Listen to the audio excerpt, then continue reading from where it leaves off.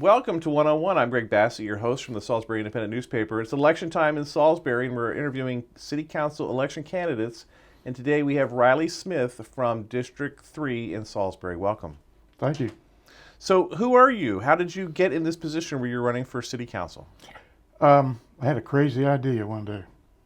And I basically just got fed up with what I was hearing. The rate increases in the taxes and the water bills, just on and on and on. And the never-ending agendas that I really didn't think benefited as many people as it should for the amount of money that we would have to borrow to pay for it. And that's it. Let's talk about District 3 a little bit. You live right there in the middle of District 3. What are you hearing? You're going out door to door talking to people. What are you hearing from people? A lot of people don't even know that they live in District 3. And it's an unusual territory because a lot of it's on Pemberton Drive. Yeah. A lot of it's off near Colburn, the village, Tony Tank, and then Sleepy Hollow and Harbortown. Right, Harbortown, just south of there Yeah. on Pemberton, yeah. But yet it includes Camden, Pinehurst, Somerset, and some of Riverside Drive. Right. So I've lost 5 pounds. That was good. Are you And hearing? what I'm hearing, Yeah. I'm sorry, Sorry. is a lot of opinions. And I think they like to tell you the negative ones. Those are the people that like to talk the Right. most. And one of the biggest is bike paths. They're not thrilled with it. They don't like the way it's going. And then I tell them, of course, it is going to cost you $3 million over 5 years. And their jaws kind of drop. And they don't believe that a lot of the spending is as creative as it should be, because we've been through downtown revitalization. This is, in my lifetime, phase 2. Right. Phase 1 was more about retail businesses and restaurants. And this tends to be more of a further extension of the college. And I really don't know that the burden of the taxes to get there, to revitalize it all for, a 3-day festival. Right. Which the cost is yet to be determined, because I don't think anybody knows. If you go through the documents, if you go on the city website, the mayor's budget message says it's going to bring $90 million into the community. And I'm a former accountant, and I'm professionally skeptical. Right. And that's a very skeptical statement, especially since last year they had 63,000 people counted by drones and observation, and what was the other one? Cell phones. Cell phones, that Yeah. was it. I mean, first of all, I'm from a town originally. I've been here 35 years. I know that means I'm not from here. But I have lived here, and I've seen a lot, and I feel like I'm part of the community. I'm from a town of 500,000 people, and they had a festival-like deal that went on for a week. And I think the most they ever had was 150,000. And they had acts like the Four Tops and Right. The funeral dirge from Louisiana's Right. holiday. And this year they're saying it's 152,000, and I find that hard to believe. So anyway, I don't know what the cost is, and the the accolades for the benefits are, again, no more than estimates to me, and probably not very optimistic estimates. Right. So what about the rest of the year? So we're going to fund. Am I going off subject here? No, go. Okay. Go. It's your forum. Okay. Well, it's a whole ball of wax, as they say, because the Greenway bike path situation is bringing Eastern Shore Drive another way to connect the college to the new future program of the multi-story skyscraper for, I guess that's for college kids living too. Yeah, the business plan would be to have Yeah. a college student involvement. Yeah. Right. And I understand that the development so far are trendy bars, etc. And like I say, I'm from West Virginia, Charleston, and it's called the Stern Wheel Regatta. A bunch of very well-heeled coal barons all owned stern wheel ships that raced at 5 miles an hour up the Kanawha River, and that was what started it all. And then it just grew into this huge thing. Right. And then it was gone as fast as it came, because they found out, again, it wasn't cost effective. Right. It was hard to police, but there was no way they had, they had maybe 150,000 over the weekend, but not for, in this area, you would know if there were 152,000 people Right. in town, and I never saw that. In Right. the restaurants that I go to, never saw it. Maybe downtown, yeah. And then again, adding to that, I hope I'm not jumping all over the place. That's all good. They're doing a revolving credit program. In other words, our tax dollars are backing loans to individual businesses Right. to revitalize the buildings or Right. whatever. And revolving means, yeah, you can get it again. And again, it's backed by the good faith of the taxpayers. And, there's a debate on this, but through my accounting experience, as well as just general facts, the restaurants come and go. It's just not a business unless it's family, that is passed down generation. Even big businesses with families, not in the restaurant business or any kind of business, it starts to dilute when the children come, because Right. they're either interested in it or not. And a lot of them go bye-bye because of that. And then you have again, the competition in the restaurant business, because everybody thinks they want to, they can cook, or they've got a great idea this week on, my oysters are blue. Well, mine are pink, and I'm going to do the pink one.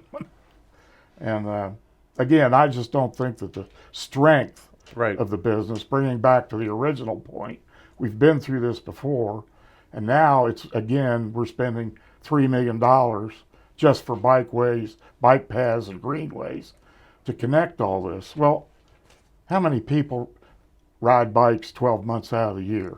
How many people in Salisbury commute with bikes? 33,000 people. I don't see the benefit of the spending, the cost benefit Right. versus the burden on the taxpayers. Well, I think the other people would argue that it's a quality of life issue. They're trying to promote quality of life. I mean, are there other ways to promote quality of life? One of our premier, in my opinion, and one of the reasons I moved here was the natural beauty. And I'm going to try to be delicate, but I think the Wicomico River, or in the city, is the most horrendous, ugly thing I've ever seen.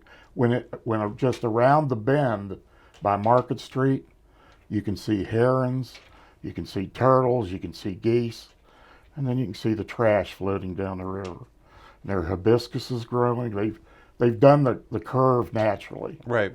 And it worries me that we're going to put cement sidewalks in, and the dream is to have people walking and strolling and walking their babies, and then we can do the dog park. Yeah.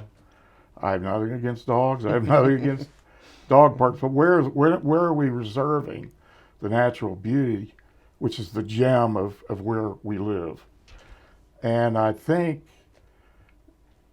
if you go to the website for Frederick, Maryland, and look at their Riverwalk, Yeah. you're going to see more of my vision of what a Riverwalk would be versus storm drains and cement walls or steel walls and those trash down there and Right. whatever. There aren't mothers with babies walking their children down. Right. I know you also have a viewpoint on the crime issue. The numbers are pretty positive on our trend about crime, but there's certainly a perception that crime is a problem. What's it like out in the neighborhoods? What are you hearing about crime? Um, well, I was looking at the statistics and I reworked them. And over 10 years, it's starting to get positive. And I know there was a big hoo-ha about the ADT. With the alarm thing? Yeah. Yeah. Yeah.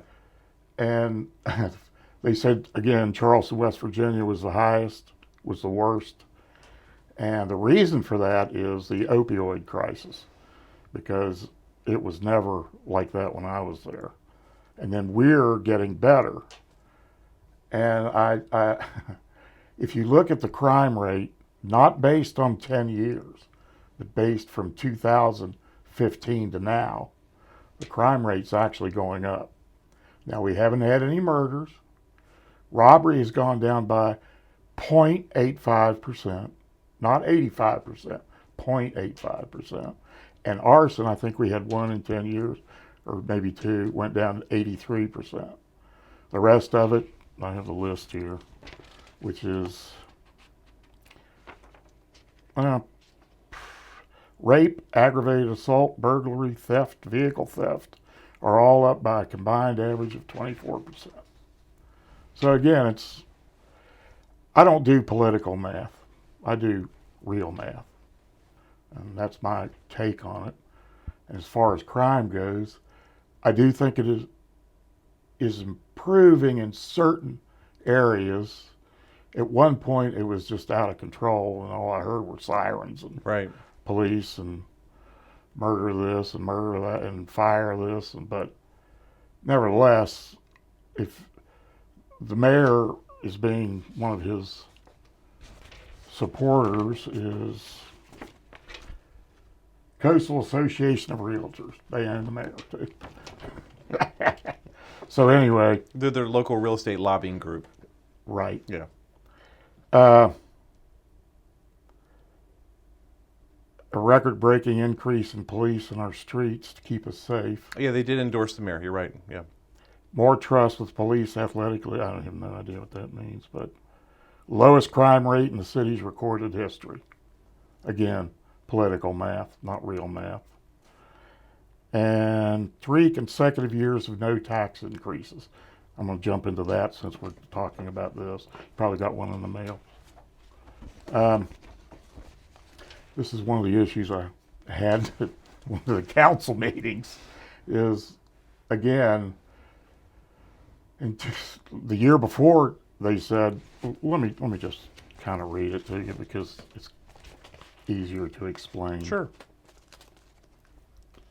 Here we go.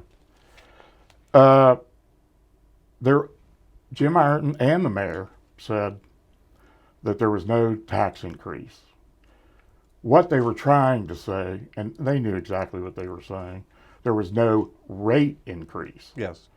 My point was that's irrelevant because the estimated real property assessment went up both years. Yeah. The assessments are up, so revenues are up. Taxes are increased. Oh, I understand. Yeah. But the rate has stayed. By Yeah. over 5%. Yeah. So, again, Yeah. Now they have raised the sewer and water rates significantly. that's another one. Yeah. Yeah. Yeah. You don't hear people talking about that as much. You hear me talking about it Yeah. if you listen to it. Well, what are some of the solutions on this? What are some of the solutions with police and with the rising sewer and water rates? If you're on the council, what would you like to see get done about this? Well, it's let's face it, we have to have jobs, and that's it, period. That solves a whole lot of poverty. Did you know that the poverty rate I do. was 27%? I think I had it at 24, but yeah, the same, yeah. I meant, where is it here? Oh, yeah, 27.5% in Salisbury. It's 9.68% in the whole state of Maryland. Right. And that includes the really bad sections of Baltimore and all that. I mean, that's ridiculous for a town of 33,000 people. And the manufacturing rate is 12.3%. And according again to the city message, the city budget message says the rest of Maryland's only has a 3% manufacturing rate. Well, here's my question. Why is the poverty rate 27.5%? Are we not getting quality jobs? Are we not getting people that want to work? I know that there's a whole lot of CDB money coming in. Right. And I'm not so sure. I mean, I don't mind helping people, but when they move into a neighborhood or a house, they don't maintain it, they won't get a job, or I'm sure they have 1,000 reasons for not getting a job. So do I. But I also like to eat, as you can tell. And I don't think, and again, it's another burden that the taxpayer shouldn't handle. And I don't think that the development of downtown is going to add to the job situation, or not any kind. Manufacturing jobs pay the most, and it's the purest form of revenue generation. If you work for the city and even the college, I mean, that's recycled tax money. Same thing with the hospital. Less for the college because they have tuition. Right. Less for the hospital because we end up paying for it through health insurance, etc. Right. And that's no criticism of them. It's just the way it is. So if you don't have outside generation of money, I mean, we've lost Dresser, we've lost Crown Cork and Seal and Grumman and on and on and on, and you're not going to refill the quality of jobs or the type of job with retailing and entertainment, which is another large portion of our total economy. Right. And here's another one. Did you know? Don't you hate accountants? I promise I'll try. I'm trying not to bore you, but okay. In 2000, up to this year, 210 of the total number of city employees live in the city. That's a payroll of $8.8 million. And I think they should be commended, because not only do they live in the city, they're living the city. Right. They're contributing to it. They have a more pinpoint vision of what the city needs, because they not only work there, they live there. Right. The bad side of that, or not the bad side, but here's the other side. You judge. 261 employees of the city, Right. with a value of $11.6 million, do not live in the city. Don't pay taxes. Not that they don't do a good job for the city, but I would like to know how we could give them the need to come back. Right. That would be one thing. Right. What can we do to make? Why is Salisbury so horrible? Are the taxes too high? Maybe. Right. Why don't we lower taxes?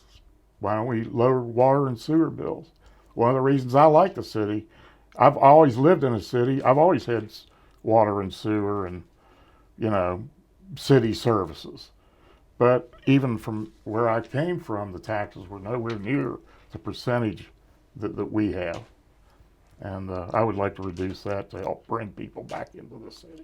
How can people find out more about you and reach you and contact you, constituents from District 3? How can they get a hold of you? They can listen to me on programs like this. I don't have a website. I'm not getting into all that. Yeah. They'll read about me I've answered all the questionnaires asked of me in the paper. He's Riley Smith. He's running for City Council, District 3, Salisbury, and we're thrilled he was here today. Thanks for A being vote here. for me is a vote for you. I'm Greg Bassett from the Salisbury Independent newspaper. Another special election edition of 101 right here on PAC 14.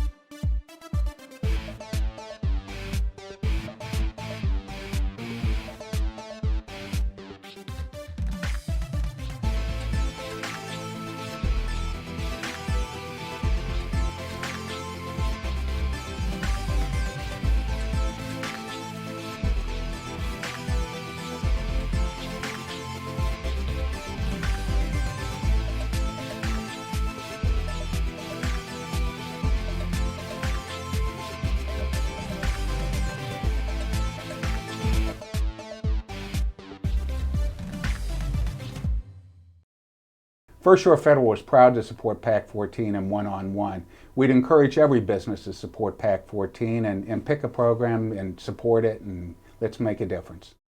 You can find all of our election coverage on the PAC 14 YouTube page.